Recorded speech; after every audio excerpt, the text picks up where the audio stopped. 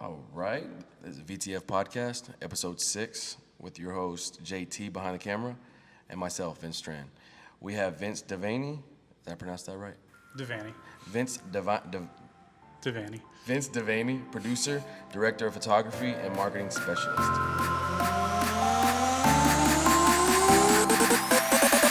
For the 9th person we asked to be on here, everybody flaked or couldn't make it, man. So I appreciate your time and getting out here. And, dude, thank you. I'm glad I could be here to help you out. Man, tell us a little bit about yourself. Those that don't know you, how would you introduce yourself, or what would you say about yourself? Oh man, it's a hard question. Well, my name is Vince. I am a producer, currently sitting producer for the show Cheaters. I'm sure you've heard of the show before. Yes, sir. I've been on the show for a little bit over a year now. I also own a company that I specialize in marketing called Devberry Productions, or Devberry LLC. I manage the production side of it, so I create content. I go through social media side, and all in all, just create opportunity for people. Aside from that, I'm just a normal 32-year-old guy. You're not 32, dude. Shut the hell up. You are not 32. You look good, man. 32, thank you. 32. I would have guessed like fucking 28, 29. Damn, you make me feel fucking old. No. Fuck. Okay, cool. How did you get your stint with Cheaters, man? How did you feel about when you first got on? Like, you said a year? A little bit over a year. What was did you apply for the job, or what happened? So my best friend's dad is actually the creator of the show. Wow. My best friend for a little bit under 10 years, and his dad actually asked me to be part of the show. Mm-hmm. Kind of in a sad notion, I actually lost my best friend to suicide. And that was him? That was him? Yeah. And my condolences, man. I appreciate it. Yeah. And his dad and I got closer through the whole thing, and he asked me to be his new producer, and that's how I got into it. Wow. Was your best friend the producer of the show? No, he was a nurse, moved around the country, Mm-hmm. was doing, great things, taking care of and helping people, but it was more just getting me closer to the family. Yeah. Oh, wow. So. Wow, dude. How is dealing with that? Are you still dealing with the loss of your best friend? It's an everyday thing. He was... Is that your first person that you lost when it comes to No. family, or a best friend, or just a friend in general? I'd say that it's the biggest loss that I've ever gone through. Okay. I lost my dad when I was young. I've lost plenty of friends over the past couple of years, but this one hit the hardest. Because he was part of my everyday life in a sense that, like, I guess my dad would have been as well, but I lost my dad at such a young age that it didn't affect me the same way. Yeah. So there's still times where I wish I could call him, talk to him, and it's rough. How long ago did he pass? If you don't It mind me was asking? October of 2019, so Wow. it's still pretty fresh. So the first person that ever passed in my life that really affected me, the level that your best friend affected you, was my grandmother. And that's still, like you said, an everyday thing too. Yeah. Because you start playing that what ifs. You know what I mean? Exactly. What if she was here? Would she be proud of me? You know what I mean? Or what if she was here right now? Would she be bitching me out? Like, you know what I mean? Or what if she missed so much, man. And I always ask. I'm not a religious guy, dude. But I do consider myself a man of faith. I believe in something. I don't know exactly what it is, but I do believe in something. I was raised Buddhist, so I practice Buddhist beliefs, but I do believe that there's my grandmother somewhere, and I need to live a happy and healthy life in order to see her again, right? Right. I'm a firm believer in that. And so everything that I do is all for her, man.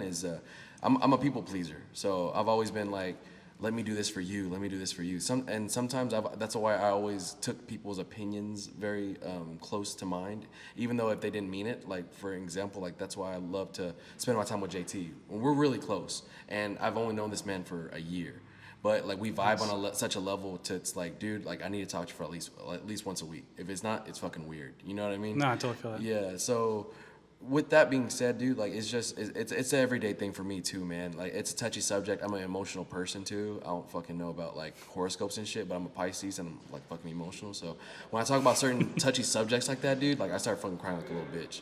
But especially with my grandmother, because I feel like I feel like I haven't completely healed from it yet. And she passed away September 29th of 2013. Oh man, Yeah. you never completely heal from something like that, though. I think, dude, what do you think about when you think about your best friend? What's the first initial thought that comes to your mind when you say his name? I mean, my drinking buddy, my brother. Yeah. You know, the person that I would say random movie references or show references to, and he would get it off the bat without, you know, it's our way of communicating. You know, it's weird that I can't communicate to people on the same level that I talk to him, and I think that's one of the things that I miss most about him is our stupid conversations. You know, and so it's been, you know, just trying to adjust to everyday life still, not being able to call him, not being able to talk to him and have him around. You know, tell him about my new opportunities, tell him about how much of an asshole his dad is that day because I'm working for him now. You know, it's a void that I can't fill no matter what. I don't think you'll ever feel it. Yeah. I think you just learn to cope with it each and every day. But I feel like it's a void. Oh, man. Oh, my bad, dude. Sorry, guys. So one of my friends sent me this.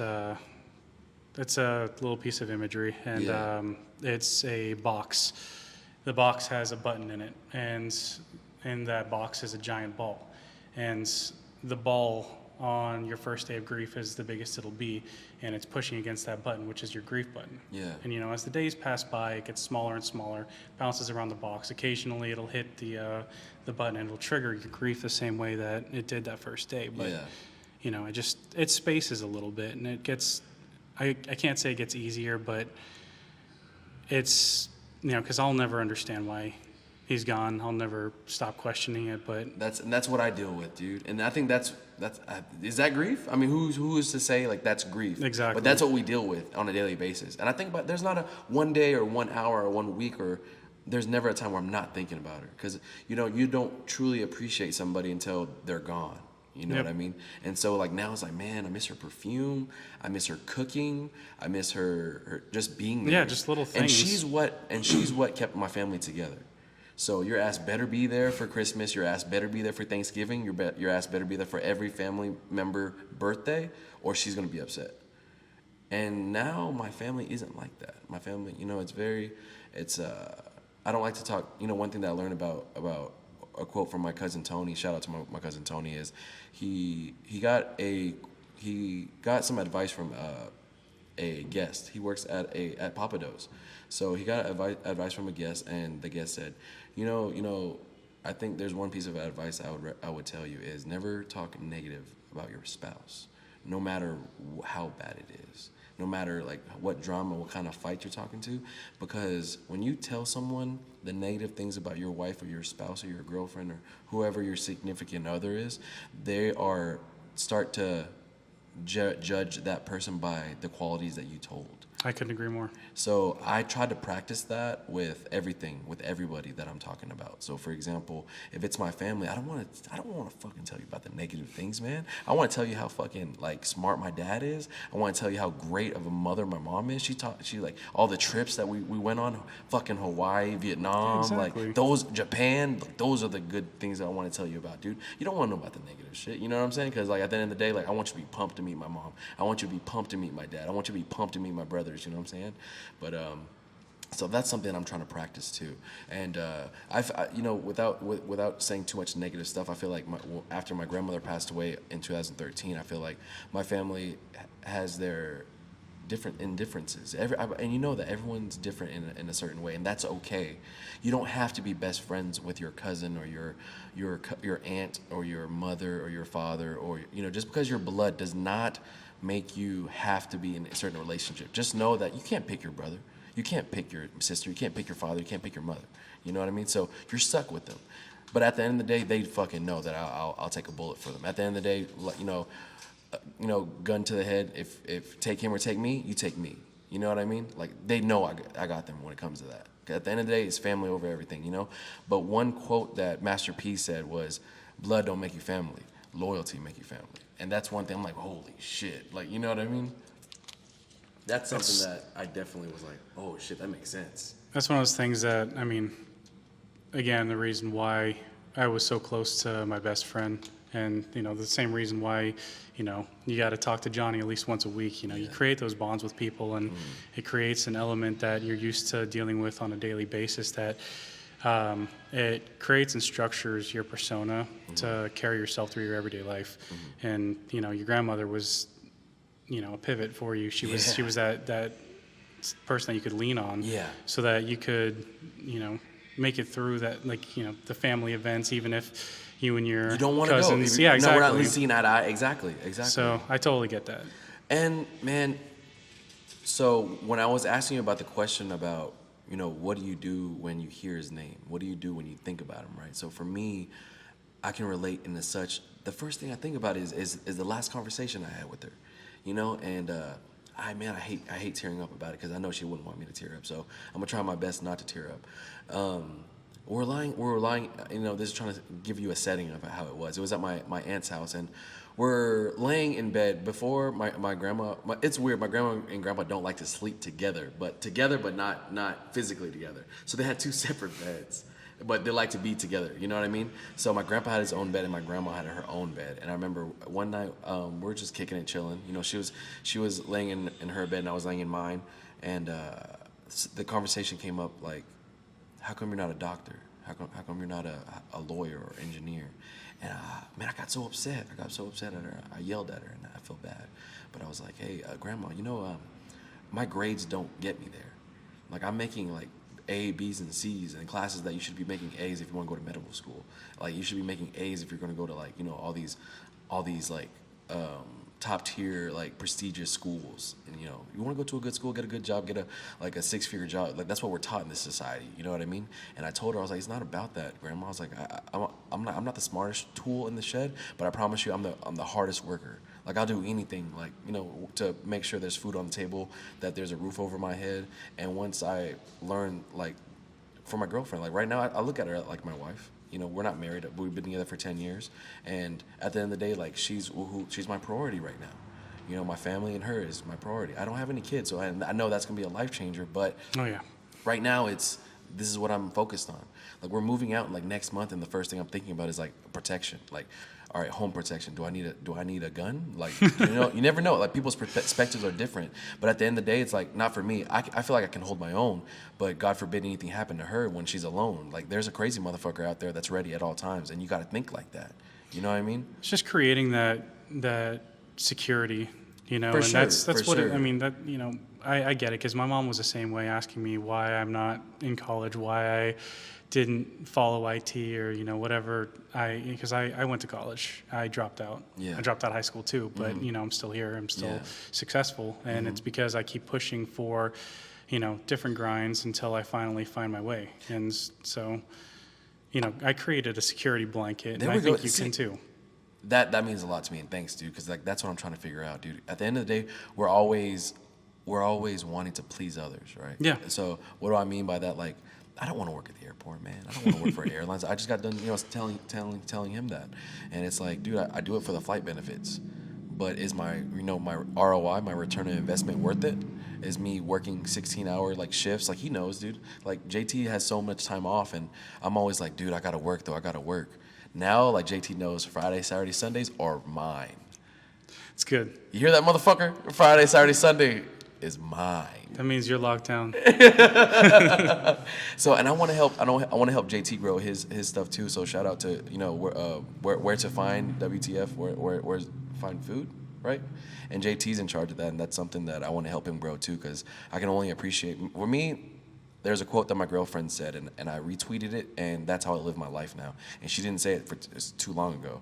And she was like, you know, the thing about Vince is, if he likes you, he adores you, and he calls you family, that means he'll move mountains for you.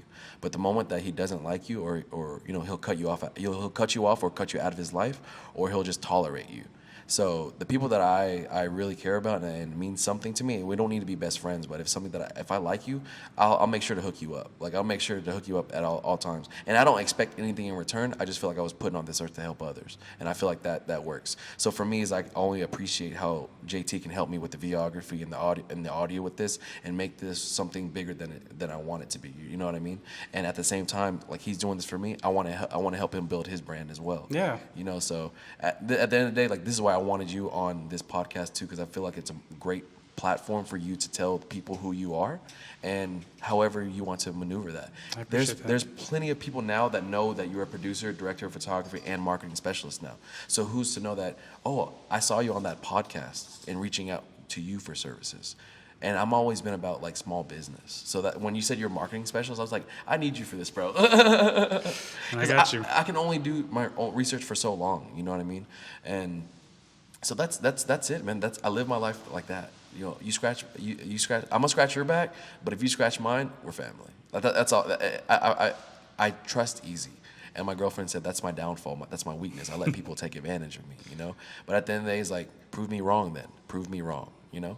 I've got a similar downfall, which is I help everyone to a fault. Not so much the trusting. I guess that would be one of my faults, like earlier on in life. But as I pushed forward and got screwed over enough, I realized the people that are worth helping. For example, Johnny. Shout out to Johnny. And talking about where to find, I fucking love that. I love his show. He makes me fucking hungry. I'm and hungry thinking that's the about thing, because he bases it around food. But shout out to Johnny. He actually knows where to find anything. What is that? Why? That's why he named that the fucking show. Where to find. He always knows where to find. He's got all the food. Recommendations for everything. That's how we met. That's good. We were supposed to go on a trip, and he knows. That means it's working. We were supposed to go to Hawaii, and I went to California, and I was like, dude, do you know these places in California? Because I'm hungry, and I'm a foodie too. Sure fucking does. And he did, and he didn't. I bet you he didn't believe that I was a foodie. I started taking little pictures and making them look professional off of my fucking iPhone. I took pictures of him last week with my iPhone. He goes, damn, that's really good. I was like, iPhone. We working with 12? Fucking 12, dude. Yeah, that's why. Yeah, yes, sir. So I took pictures of him and I posted it. I have like all these Instagrams, and JT will put it down, but like I have one specifically for like my fitness journey, one like my personal one, and one that like I kind of combine my photography and my foodie like interests. I'm kind of like OCD or whatever it is when it comes to that, because like if this is the page for that, that's all I want to feed. Is that a good marketing strategy? I don't know if that is. I mean, I like to have multiple points of marketing myself, so I've got pages for everything that I do. So yeah, I mean, I like to divide it up, just because if one of my categories doesn't appeal to a person, I mean, I don't think that a person wouldn't know that I'm the producer of Cheaters at this point. But in case I'm working with, for example, someone that's super religious and isn't into that aspect of me being the producer of Cheaters, but wants to hire me for something else, I can keep things separate easier that way. And I think it's a healthy thing to do, is to, like if you have a page for your fitness journey and your lifestyle, keep it separate from your food. You don't want people thinking, stuff in my face, but, like you're not taking care of your health because you're eating poorly, but you're working. Keep it separate, right? Keep it separate. Yep. And are you a firm believer in like, let me ask you this, because this is a social media question too. Is like, do you think that people, how do you view social media, and not in a marketing background, but just you as an individual? What is your opinion on social media? Ooh, there's a lot of ups and downs for it. I can tell you that I use social media in my everyday life, but I also think that it's incredibly toxic. Yeah. I think that we gave too much power to too many individuals. Yeah. And so now everyone's a public figure. Everyone is able to speak their mind, talk about the positives and negatives, and I think that there's a lot of unhealthy people voicing themselves out there that, shouldn't be able to say the things that they do, but at the same time, get away with it. Exactly. That's also trying to control the First Amendment, which is our free speech, So I respect people's opinions. I respect the fact that people can say whatever they want, but, I also think that there needs to be a limit to certain things that are said. I think that people need to, have an ability to like, not necessarily control the things that they output. For example, I'm never going to air my dirty laundry. I'm not like the same way that you talk about not not talking bad about your significant other. Yeah. I never would. And, you know, while we have our problems behind closed doors, they're always going to be behind closed doors. I'm never going to hop on social media and be like, man, my girlfriend's a bitch or whatever. It's like, Exactly, and it's crazy. And it's crazy because people do that. I know. I It's see it all the normal. time. It's normal. I see it for all the every day, time. you know. With like friends that I see like on a daily basis, you know, they post online and they're like, everything's great and I love this person, yada yada, and then they're like, you know, next day, like, I hate this person, you know, and it's like, dude, you're so hot and cold. Why are you posting this stuff? Like, It makes just, you know, and people don't think about the perspective that people are reading your tweets or your Facebook posts or Instagram posts or stories. You know what I mean? So I have a friend. You know, I'm not gonna say his name, but he's been. I think he's on something. Like he's on some type of drug, and he's all over the place. And he's reached out to me and a few of my friends too, and we're kind of like seeing signs. Like I think he's addicted to something because his mind's all over the place. is it political or what is he No, it's talking just about? like hey, me and that guy are as close as me and you right now. Nah. But listen to the things I'm saying, and this is why I'm kind of like, oh, these are kind of like indicators, right? Because like, what if I was talking to you like this? Mind you, mine and relationship with me and you is like me and him. So imagine if I said, hey Vince, dude, like I got you, bro. Like whenever you need me, I got you, bro. Like we're gonna fucking make it, dude. Dude, like, if you ever need anything, I got you. Hey, come through, bro. Like, I smoke fucking weed. Like, let's hit a session. If you don't do it, just try it, bro. I got you. Like, you don't even have to fucking spend it. Like, man, we're gonna make it, bro. One day, like, and these are the messages he's sending me, bro. And the relationship with me and him is like me and you. I'm not close to him at all. That's extreme.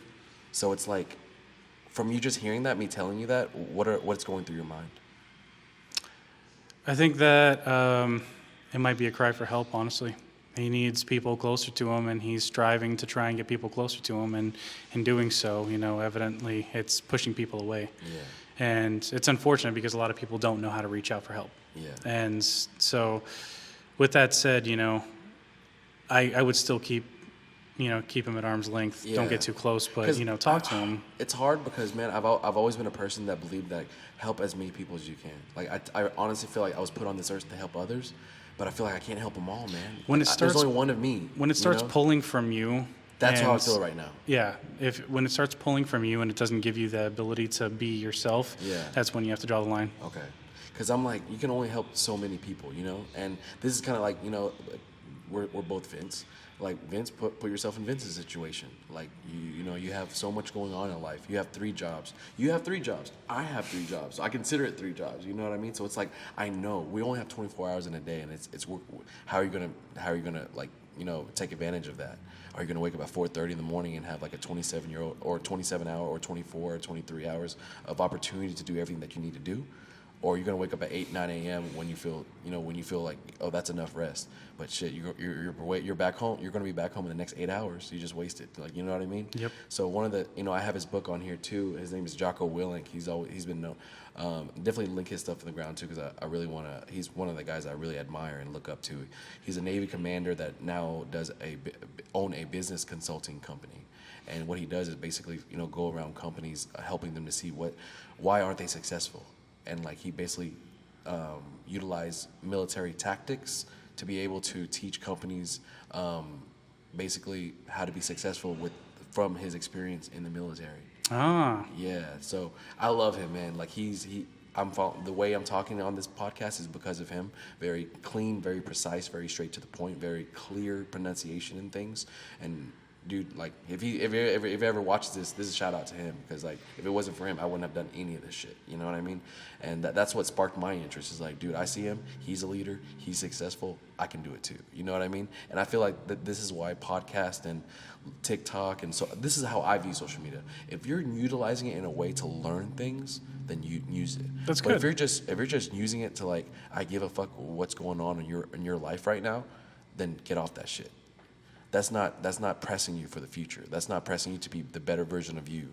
Like, you know what I mean? Whatever your goals may be, if your goals is to be rich as fuck, then like, do whatever the fuck you need to do. You know what I mean? But my thing is like, as long as my girlfriend is happy, my family is safe, I can sleep good at night. You know what I mean? Like, that's all I care about right now. My family, my girlfriend, my friends, and in that particular order. You know what I mean? And people might get butthurt to that, but that's the truth. Like, this podcast, I want it to be like, hey, whatever comes from here is here. There's no filter. Like, this is genuine. This is truth. This is what it is. You know what I mean? It's interesting that you view it that way. I mean, my standpoint has shifted so much from what it was maybe like 5 or 6 years ago. You'll never see me post anymore. I mean, I'm pretty silent as far as social media. I sit back and observe. And I started doing that. That's crazy. How long ago did you start doing that? about a year ago, maybe a little bit over. I just noticed that I started posting less and less as I started seeing the negative comments start to You said about a increase. year ago. You're 32 right now. Mm-hmm. So you hit that at 31. So I think I got it Around a 30. little bit earlier than you because I'm 20. I just turned 28, and I just had that epiphany like 3 weeks ago. That's good. So if you go on my personal page, I only have one picture, and it's me and my girlfriend, and it's because it was on her birthday. But if you look at my followers, you're like, why does he have like 2,000 or 1,004, like 1,400 followers? I'm like, I built that shit. You know what I mean? I would like make sure, and you know, with you in the marketing background, I like utilize the hashtags. Yeah, you know what exactly. I mean? Utilize the hashtags, and then like tag people in it. You know what I mean? So it's like, oh, you're wearing a Gucci bag? Tag Gucci. You know, you're wearing a LA Dodgers hat? Tag the LA Dodgers. Like, who's to know? Like, oh shit, that's not the content I got. Hey, clickbait. You know what I mean? Yeah, exactly. You know, so I utilized that at first to gain the followers that I have now. But mark my words, dude, it's gonna be 1 million one day. You know what I mean? Oh yeah, you'll get there. It's interesting though. I mean, just seeing the aspect of how social media has like positive and negative influences. Because I mean, yeah, we'll use it every day. You know, I scroll through. I'm guilty of doing it every morning when I wake up. You know. I believe we all do. Yeah, I believe we all do. It's just part of our lifestyle now. It's, you know, but at the same time, I don't want my daughter. You know, she's 7 years old now. I don't want her to. I didn't know you're a father, man. Yeah, I'm a father too. Shoot. So I fear for my daughter's mental health because she'll scroll through and see something and think, oh, hey, I want that, you know, and that's her biggest place of influence now is like, you know, What she saw on YouTube the and phone, like what she saw on YouTube. exactly, and you start seeing the patterns of what she's looking at because of what she does. You know, she plays Roblox all the time. Yeah. She's on TikTok occasionally under supervision, and she starts to see, like, you see these trends of like what she looks at, and it's always like girls dancing, looking pretty, stuff like that. And That's what it is right now. Do you think it influences her? I Does she do, watch stuff like absolutely. I mean, I'm glad that she hasn't asked me about makeup and shit like that yet, because God, I can't fucking stand it. But, you know, like no makeup tutorials or anything like that popping up yet, but, you know, it's inevitable. How is it to have a daughter, though, dude? You look back at everything you've ever done in your life. And you're like, fuck. Yep, and you just think to yourself, man, someone's gonna do that to me one day. Oh, man. Did it just get deep right here, brother? It did. It sucks because but if you turn, you know, and if you feel comfortable talking, he can cut this if he wants to. But this is just a curious question, right? So before you had your daughter, right? What was your thoughts on like, hey man, I really want a son? Like, I think that's everybody's like, you know, I want a son. I want to live through him. I didn't get to do it. He's gonna do it. Like, exactly. You know what I mean? So what was your thoughts when you wanted about kids before you had a kid? So it's funny. I actually feel like I'm more of a wanting a son now than before. Yeah. In fact, before I was such a fucking douchebag. Like, you know, I was.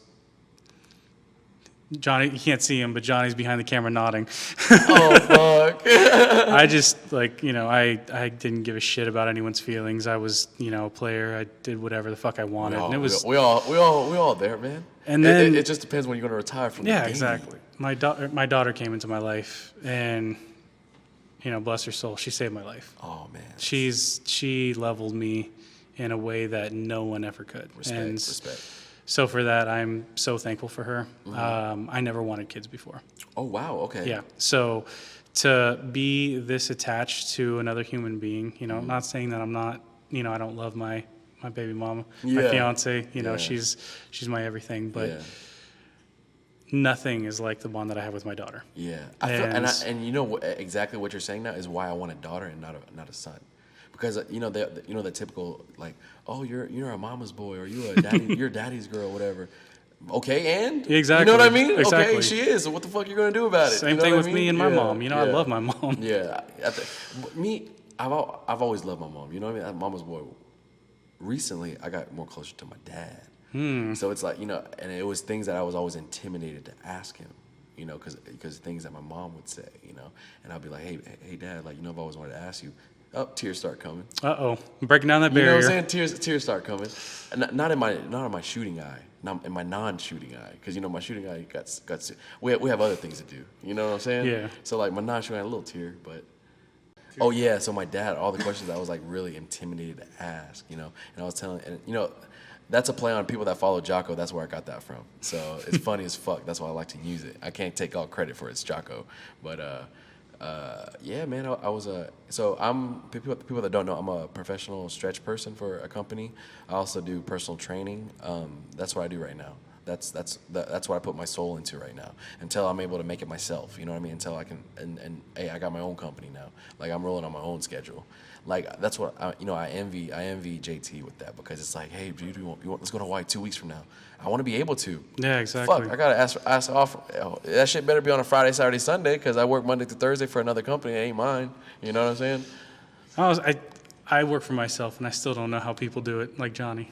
It's Yeah. crazy. You know, I'm disappearing for a weekend this weekend. I'm going to Austin, which is like the first vacation I've taken in like You deserve it, man. forever. Take more of them. It's all Take just more of them. and it's a mountain biking trip, you know. Take more of them, man. Trying to hurt myself again. That's the thing that I say. Hey, if you need, I'm a stretch person. And yeah. Rehab, recovery, anything that has to do with fitness or the Yeah, body, I could totally I use got you, man. you know, some good.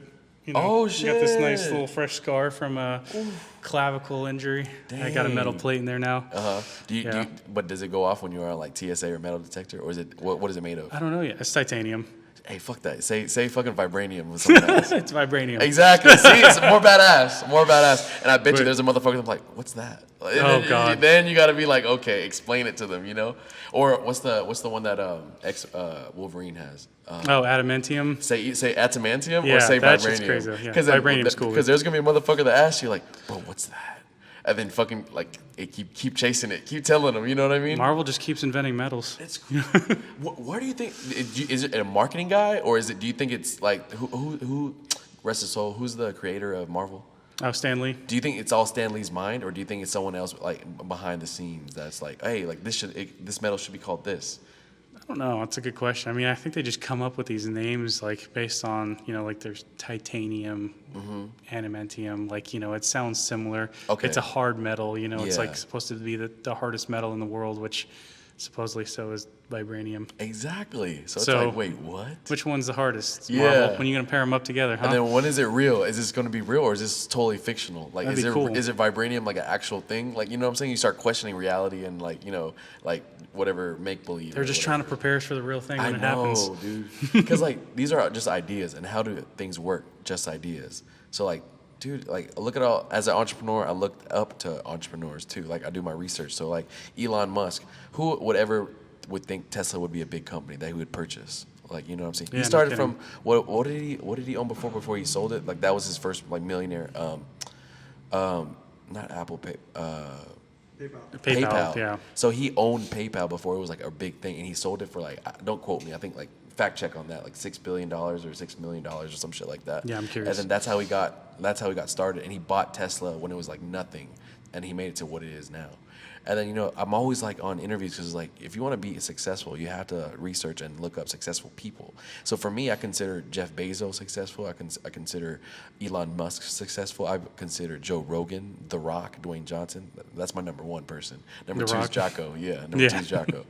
But 1.5 billion 1.5 billion. billion, to eBay. But still, billion and that's another funny thing because no one ever realizes how big $1 billion is. quantity, right? Yes. Yeah, and it's like the best way I know how to break it down is you can make a $1 million mistake every day for 3 years while it's accruing interest and still never run out of money. Yeah.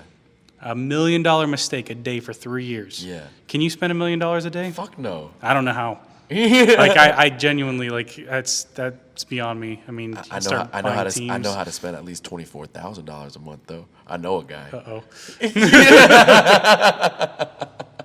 But no, I'm a firm believer when it comes to like money and quantity. Like I've never been like a materialistic person, but I feel like I want to work hard for things that I've always wanted. You know what I mean? So if something's $1 million, shit. If I have $10 million, do you think I'm gonna buy that $1 million thing? Fuck yeah. Like, Well, I mean, it you know what I mean? becomes an idealism after a certain point, I mean, Elon Musk, he's not spending his money on On ridiculous anything, riches. yeah. He's building a fucking space program. How Yeah. badass is that, That's you know? pretty fucking awesome. So, having wealth and doing good with it, like trying to create opportunity with it, trying to explore with it, is infinitely like better than to just go out and buy a Ferrari or, try to just mob out with your friends and flash jewelry, do stupid shit like that. Because I'm in fucking basketball shorts and a t-shirt right now, like I don't ever look nice per most people's opinions. I got suits in my closet. I never wear them anymore. I hate suits, dude. If it's not a wedding or an interview, I'm not in a suit. Exactly, same here. There's no point in wearing And I don't see myself getting an interview ever again for the rest of my life. You know what I'm saying? Because I want to work for myself. Exactly. You know? But I mean, that's another thing is reasoning for wearing suits. I mean, it's all for impressing people. That's you try to look good for the sake of. But at the end of the day, I don't care. Like, I don't care what that person thinks of me. You know what I mean? Exactly. And I've been trying to live that minimalistic lifestyle too. I think that's why I have like a huge respect for like military, because I feel like they're sharp. I feel like they're sharp in the head and physically. So they're always typically, and this is like, I would guess you would say common qualities, or like, what the stereotype is. Like, they're supposed to be muscular. They're supposed to be mentally sharp. They should be able to maintain, like, handle a gun. They should be able to maneuver places. Like, if they need to escape, they can escape now. If they need to fight or defend themselves, they can. And trade skills. Exactly, and trade skills, right? So that's why I always wanted to join the military, but I felt like the ROI wasn't enough. So I felt like if say 18-year-old me joined the military, right? I wouldn't have been done with college until my age right now, 28, because you have to do the 4 years, then you pay back 4 years, right? Yep. So I'm like, damn, I wouldn't have graduated until 28. I graduated at 23, 24. So it's like, I say like my ROI was good, and I only owe when I graduated, I owed $14,000 in student loans, and then like I didn't fucking understand how interest worked. No, it'll fuck you. Yeah, so that went up to 17,000.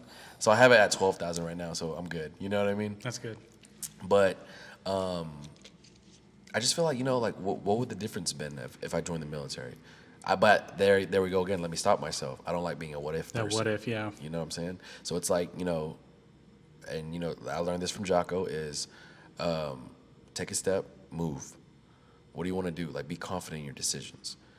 Like, what are you going to do after this? Okay, do it.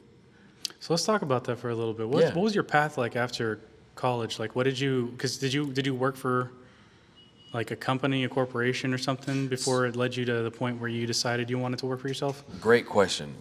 So my thing was, growing up, I probably had a little bit of ADHD or hyper, the hyper one. Yep. My parents always put me, when I was 7, they put me in Taekwondo, because when I watched like Bruce Lee movies or Jackie Chan videos. Oh, you get into it, bro. Yeah, you get into it, and I was like jumping the couch and like mimicking the moves and yelling on top of my lungs, and they're like, oh yeah, we gotta put him into something. He needs an outlet. So they put me in Taekwondo. So I started Taekwondo when I was 7, got my first black belt when I was 11. And then I forgot my ages for first, second, and third degree, but I'm a third degree black belt now. And nice. So 14 years of that. But that's stuff that I don't like to like talk about, because like at the end of the day, it's like I don't want to tell people that I know how to kill somebody, or I know how to defend myself. Like, you know what I mean? Yeah. That shit that like you keep in your arsenal and you hush about it. You know what I mean? So like that was my background, and I think a big part of that like grew the joy of helping others. So when I got my first black belt, I didn't understand what leadership was until I did Taekwondo. So I remember there's this guy, I'm black belt. And so in there, it doesn't matter your age, it's your rank. So my rank was a black belt. There was he was maybe in his 30s, 40s, white belt. Guess who's calling me Mr. Tran? Guess who's calling me Mr. Vince?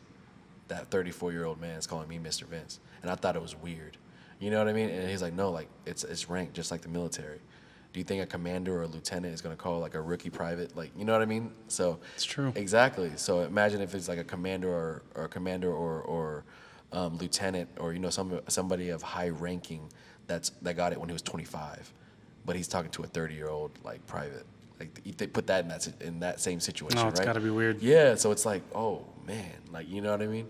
So based on experience at this point, And if it's based on experience, you're better be there. You know what I mean? But if that's a position that I want, you best believe I'm gunning for you. You know what I mean? So like I use that as motivation. If it's not something I don't want to do, then all right, you're cool. Like I'm 28. My general manager, that's my boss, is 25. Am I cool with that? Yeah, that's cool. Do I want his position? No. You know what I mean? So it's like step, move. You know what I mean? Like the way my mind works is like 100% everything. So you saw the simple fact that instead of throwing my gum earlier, I was like, You walked around and put it in the trash can. Commit and go. Commit and move. You know what I mean? Like go. So I think that's like the military mindset I have too, is like whatever you're going to do, commit and put 100%.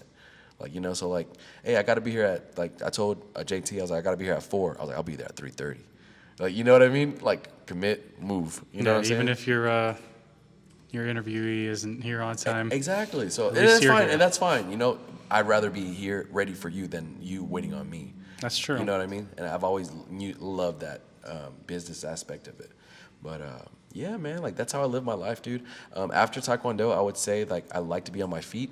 I didn't know what I wanted to do when I joined. I just knew, fuck it. Like you're supposed to go to TCC or like what are they Community JUCO, college? junior college or Yeah. community college, depending where you are. Like they call it something different. So I went there and it was just like high school for here in Texas is 9th grade to 12th grade. Mm-hmm. So to me, junior college was just Second high school. 13th, 14th grade. You Yep. know what I mean?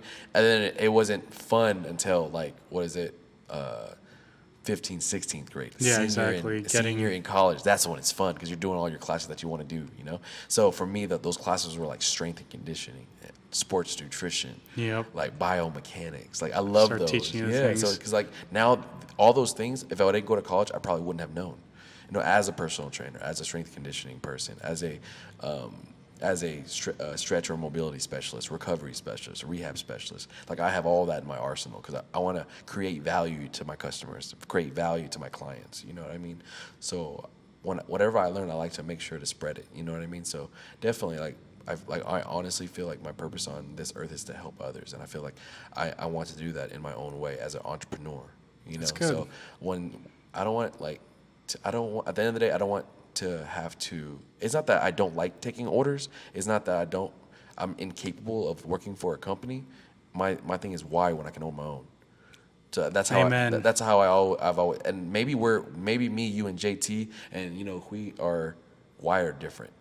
Maybe it's something in our genetics. Maybe it's something in our soul that hey, like we were made to be an entrepreneurs, not 9-to-5 people. Exactly. And JT touched on this last episode. If we could like play a clip on there to talk about that when JT said that.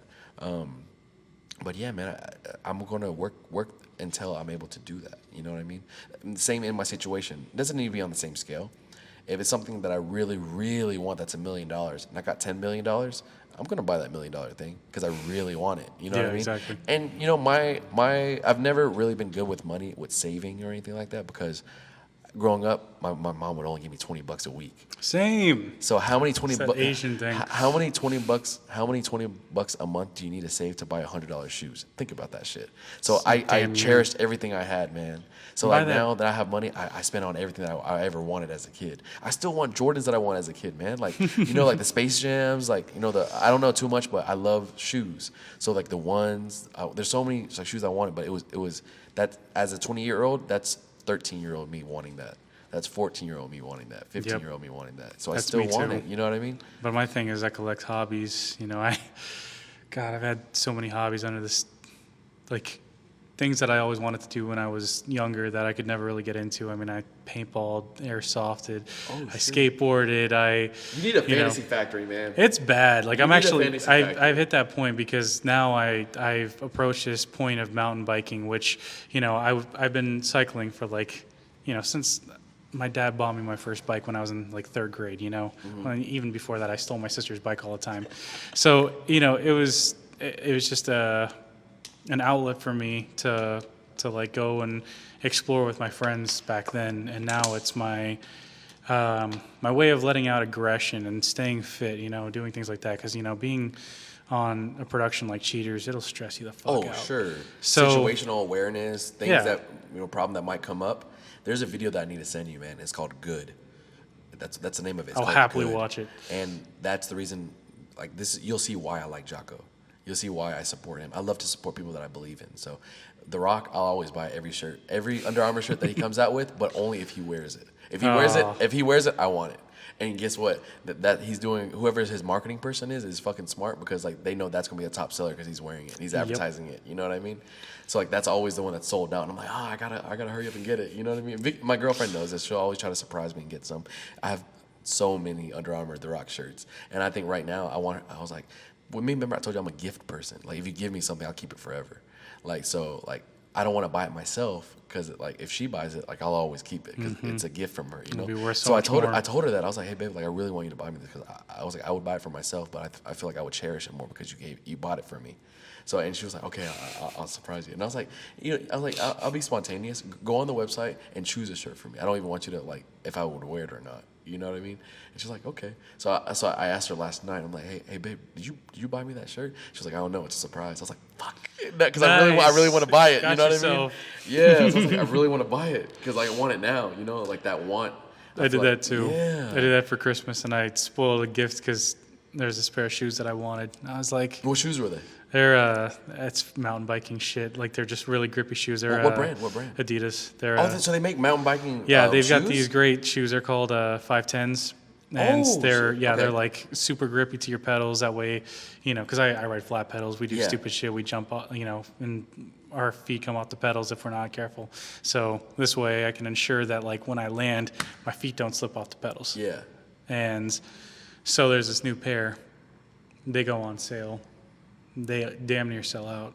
And I'm like, fuck, they still have my size. You press the button, right. And I was about to buy them, and, you know, I brought it up, and I was like, hey, I'm about to buy these shoes. Just letting you know. And she's like, don't buy them. And I was like, but they're about to sell out. And she's like, don't buy them. But did you take that as a hint, like she's getting it to I you? didn't. Or did you take it as like she's mad, like she's not letting me buy it? I thought that she just didn't want me to spend money, but she already got them for me, and I felt fucking terrible about it because she's like, you ruin everything. Oh man! I'm over here trying to buy these shoes, and she already bought them for me. They're sitting under the fucking Christmas tree. You got a good one, man. That you said she's your fiance. Yeah. Shout out to fiance, man, for sure, dude. Because I think that's when like when your significant other knows the things that you like and they surprise you with them. That's the best feeling ever. Oh, she's awesome. Because it's like she knows me too well, and she's done that for me too. She's like, hey, I surprised you with this, and this, and it's the little things that count. Because I told you, I don't know if that's the way I'm the way I am, or if it's people talk about like horoscopes and stuff. The reason you are, I don't want to know if I believe in them, but from what I read, it's pretty accurate. You know what I mean? Yeah. So, but they're always like, Pisces are emotional and they're gift givers. Like I guess that's my love language, like gifts and touch. Like that's my love language. So. Like gifts I always taking, like I'm a hoarder when it comes to that. You write me a letter, I'll never lose it. Like you give me a picture, I'll never lose it because you gave it to me. You know what I mean? So like I've always been like that. So she one time my first dude. I'm 28. We've been dating since I was 16. Oh damn. Yeah. So my first gift that she's ever given me, and I'll never forget it, is I wanted to get into similar to you. I like little hobbies. You know, like I always invest in hobbies. And my first thing was I wanted to get into skateboarding. So she bought me this gnarly fucking yellow skateboard with a panda on it. And it had like a quote like don't be the slave to like the earth. It was kind of like like promoting recycling, save the earth type of deal. Oh, and it was an Enjoy board. Oh, it was Enjoy? Nice. Enjoy board, bro. And I was so, and I remember I was saving $20 a month. Like, so to me, I was like, fuck, this is like $100. This is like a month and a half worth of like, $20. And I was so happy, bro. And like, it became a thing. Like every Christmas, our friends giving, or not friends giving, but like, with your friends Christmas. Yeah. Like everyone was like looking forward to like me opening, because I had like a natural, genuine reaction to it, So everyone's like, man, like everyone loves Vince's reaction. Like, what did Vicky get Vince this year, So, and dude, the iPhone 12, she bought it for me. Dude. Oh, nice. So I was like, oh. You got a good one. I know. Thank you. I think of that kid that opens that gift. He's like, an avocado. Yeah. Thanks. But he genuinely liked it. Yeah, he was happy. So I was like, what? It's you. Yeah, That's it was you. me. I didn't think she was going to get it. And I felt so bad because I always felt like, things that I wanted, I've always wanted to purchase myself. Like, I never wanted someone to get it for me.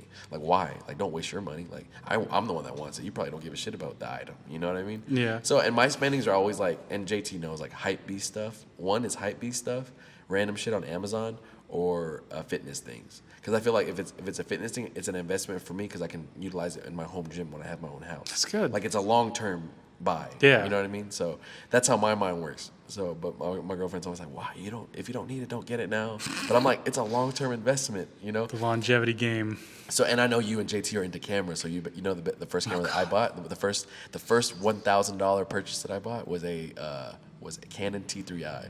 And I still have it till this day because I fucking bought it, dude. Damn. Yeah. I don't have my first camera anymore. Do you know what it was? It was God, I can't. It was a Canon XTI. It was. Was that after the T3i? It was before the T3i. Oh, it was shit. even before that. It was such a shitty camera, man. But it was my What you first had, right? car. Yeah, Yeah. my first camera, and it got me through my first 150, 200 shoots. Got me to that point where I was comfortable. Bought myself a full frame camera from there. Yeah. I bought the 5D Mark II back in 2008, 2009. Yeah. And that got me through everything. I love that camera so Yeah. much that when Johnny and I started our business back up in 2016, first thing I bought was another 5D Mark II, which I didn't think about It's it. still good though, man. It's still good though. I was, but I Back didn't then? think about it. There were cameras light years ahead of that at that Yeah. point. Oh, I was yeah? like, fuck, I should have bought something nicer. So I ended up selling the camera and buying, we got into the Sony game. We both Yeah. bought Sonys. The and mirrorless. Yep. I remember when he told me that was a camera that he was shooting with. I was like, oh my god. Yeah, Like, we were obsessed with them. And then I'm over here like, dude, you have that. And then he was telling me like he bought 3. What was like? JT will tell you later that he'll put the camera that I was talking about here. But I remember like the newest like one that came out, and I'm like, dude, I was like, you have any pull? And he's like, I got 2 of them. I was like, what the fuck? That's how you know his flip game was real. I'm like, how the fuck did you get 2 of them? They're not even released yet. He goes, I know a guy. he knew a guy. Yeah, I'm always like, damn. So I'm over here like, I know a guy for things. JT knows a guy for things. Like, let's help each other. Like, you know what I mean? So that's why I always keep him keep him close because like as someone like that, you always know that if you need help, he got you. At the end of the day, like if he needs help, I can help him too. You know what I mean? So Yeah. I live my life pretty simple when it comes to like that. That's funny. How did you meet JT? What was your reaction, or how did you guys meet? Man, I fucking hated him when I first met him. Really? Did you think the typical thing? Man, JT's he introduced you as JT, so sorry if I keep on saying. Oh, no, you're good. No, so I he called introduced you as JT. So the first time everyone was like, JT's a fuck boy. He's one of those fuck boys. Be careful, JT. He was much worse Oh, when fuck. we first met. He's over there like, man, these fuckers. I couldn't trust my girlfriend around him at the time. It It was JT that bad? Fuck. he's Mr. Steal Your Girl, Shit. but also my girlfriend wasn't that loyal. So Oh, okay. So you had to pump. You're like, hey, bro, For chill. the record, I don't know what he's talking about.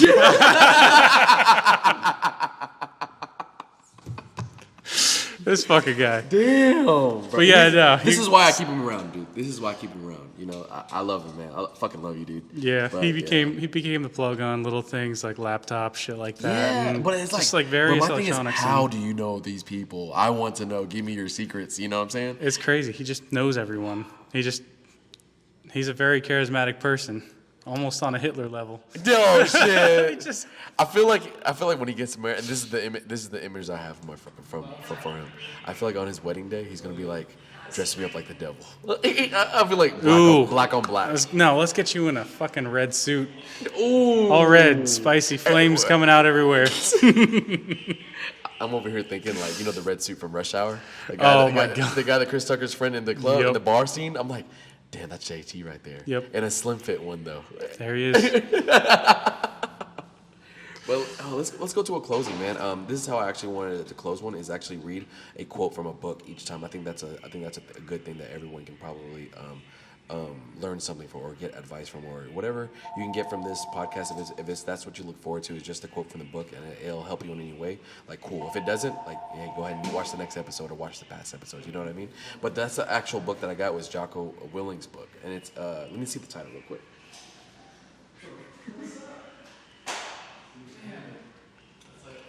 So this is the book, man. He does it. You can tell military looks pretty sturdy, right? And the top reads "Discipline equals freedom" field manual by Jocko Willink, and that's his face right there. Discipline equals freedom, Jocko Willink. St. Martin's Press. He has his own. This guy, man, is so inspiring. because whatever he wanted to do, he found out a way to do it, and he did it. It took him before he just wanted to release this as an ebook because he couldn't find what are they called, dude? A production company. Yeah.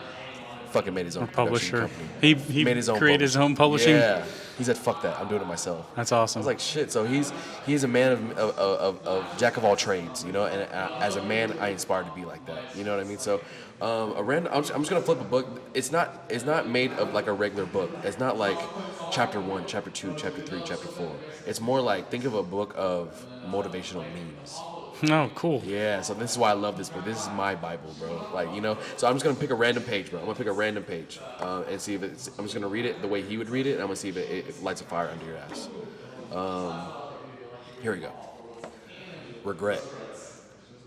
The things I could have done differently or learned sooner.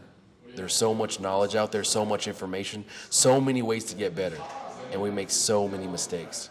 We are the product of our mistakes. And oftentimes the lesson is sitting in front of our face, there to be learned. But we miss it and we don't pay attention to it, or we think we know better until it punches us in the face. The most important thing to learn is that we have so much to learn. We all do. We learn from school, people, experience in life, but you have to process the information, absorb it. You have to accept it. You have to open your mind, free your mind, so that you can learn and make real progress. Are there things I regret and things I wish I have done differently? Of course. Hindsight is 20/20. And looking back, who wouldn't to take another go at something and improve it by doing it again? And then why not do it again and again and again? Who wouldn't want to do things over until you have it perfect? But the fact is, you don't have to get that chance. You get one shot. You get one shot at this gig right here, right now, and that's called life. One life, that's all we've got. And the most important thing to understand about regret is that in and of itself, regret is worthless. It does nothing for you. In fact, the only valuable thing in regret is the lesson you learned, the knowledge you gained. But walking around filled with regret gets you nothing. So learn and move on. Don't let regret beat you down. Don't be a slave to regret. No. Let it teach you. Let it make you better. Let the fear of regret fuel you, take you to action today and now. Take action to become a person not filled with regret, but a person filled with knowledge and strength and power and life. Jocko Willink. What you think, dude? I think about all that's my... exactly how he would say it, too. If you listen to his podcast, that's how he fucking sounds. Honestly, the first thing that comes to mind is, what about, like, buyer's remorse, you know? I can go great. return it, you know, but then I still want it. I feel like the investment. I feel like my investment in this book. I forgot how much this shit was. Dude. I think here, $25. I think I need to buy that book. $25, man. And I feel like that's $25. I utilized everything, all the information in this, dude. If I'm committed to something, I immerse myself with it. So I listen to his podcast. I watch his YouTube. I follow him on social media. I'm the same way. He has a what's called he has summits. Like, he has 4 summits a year. It fucked up because COVID last year, but the next one in Dallas is actually June or July of next year. But I was like, I don't want to wait that much. It's pretty pricey too. It's a summit. It's a 2-day summit, and he teaches everything. It's $2,000 though. Ooh. Yeah, so it's like, but I feel like It's a lesson that you could learn, though. That's how I view it. Just Most like- people don't see the value in things. You know what I mean? And I believe I was like, I'd never wanted to join the military, but this Navy commander is holding a summit for $2,000. And all I have to invest is my time and effort and $2,000, where I could have just do the same thing, joined the Navy and spent 20 years and then learned what he learned. You see what I'm saying? True. Yeah. That's how I view life, man. I was like, I don't regret it. I don't regret living that. We're good? It's 2 minutes? Thank you, brother. Thank you, brother. But let's close it there, man. Hey, I appreciate you for coming Appreciate on the you time. having me. Once again, this is VTF Podcast with your host, JT, and myself, Vince Trent. Thank you, brother. Appreciate it. Yes, sir. Oh, that was a good one. That was a good one, man. As long as you have that it factor, like, it can... And then now, I just feel like it's in you guys' hands. Like, edit however you like. I know, man. Man, Ask him how points. strict. Ask how strict I am. Strict I am with my diet. This is one of my weakest points right here, Yeah. man. I can't give up sugar. Addicted to sugar. I literally just had some fucking... Sugar truly is addictive. It stimulates the same parts of the brain as heroin and cocaine. Yep. When you have it, you want more of it. And you know this is true. It's crazy, dude. Oh. This is my Bible. Stupid bro. intermittent fasting. Dude, so does it work for you? Oh yeah. Does intermittent fasting for you? So, That's a good, funny because story. I do it. Funny story. This guy and I were on a. Still filming, by the way. Oh my god. We were competing kind of without actually competing. It was Yeah. unspoken, but you know, he got down to what'd you get down to? 180? 183? What are you walking around right now? Okay, Yeah. okay. Okay, good, Okay. good. Okay, so I'm not that far off. So I hit 180. And I was feel like so the competition's still going on right I was here. so he said okay, good. I was so remember, happy. remember that video I said good? Yeah. You'll see why I want that tattooed on me now. 100%. Yeah. Oh, But no, so I got down to 180, and everything was good. And then Thanksgiving happened, and then Christmas happened, and all the Yeah, cooking dude. and all the shit. And then, well, it wasn't the worst because I got up to like 187. You know, 7 pounds over the holidays isn't that bad. But then I broke my collarbone in January, and now I weigh 204 pounds again. Yes. I'm still less than him, so I'm still winning. Fuck you. Still winning. Yeah, so I'm trying to get back down again. Yeah, we now lost that a lot of weight. I went from 245 to 183, and he went from like what 228, like 228-ish. damn. You went from 225 to 183? 245. Fuck. Yeah, we both lost a lot of weight really fast. I went from 225. I'm 201 right now. Yeah, we were just OMAD, IF, and shitload of water. Yeah, it worked. It worked for yeah. us. My only concern was I didn't know if it was my skin was gonna be tight enough. I come from the fitness industry, so that's from my Yeah, background. you see what happens when you lose too much not weight being too able to fast. adapt too much, right? And I've had clients where like they lost a lot of weight, but their muscle like they wanted to get stronger, but they had a lot of flabby skin. Oh, I hate that. Same, I got that. And I but didn't this get this isn't. But this is after you get I got gains, titties. you can still fix these. Like I think we're not at that point of no return yet. I feel like you can still build it, right? But there's people out there that lost like those when you hear like I lost 20 pounds in 1 month. Dude, that's drastic. Yeah. Oh, and Too it's drastic. like Yeah. like Austin have to Powers get- pulling Yes. this And that's legit, dude. Like that's real. And they have to get like lipo or looks whatever. like a vagina. Oh, that movie. Beam or like screenshot. Yeah. Fuck. Yeah, bro. I was so happy to lose all that weight, and then I gained so much back. So I'm just like pissed off at myself because Dude, nobody knows. Nobody says that there's a time frame for anything. So you can't be hard on yourself when it comes to that. If anything, be hard on getting back. Like, you see what I'm saying? I think once you have that mindset, life is gonna be so much more enjoyable. This book made my life more enjoyable. The podcast made my life more enjoyable. Like this is why I want to go to his summit. So it's like, dude, martial arts. Yeah, man. It's you. yeah, Like everything.